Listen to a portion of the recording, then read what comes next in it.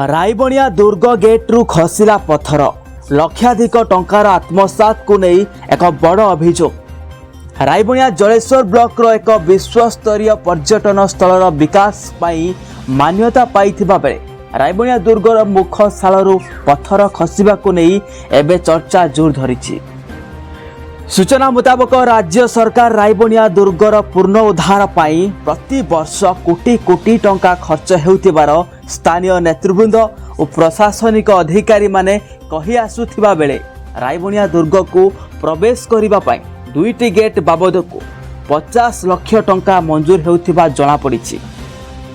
तेबे गेट काम 6 मास न पूर्णु गेट्र उपर भागरू मांकड़ा पत्थर खसी पड़िलानी।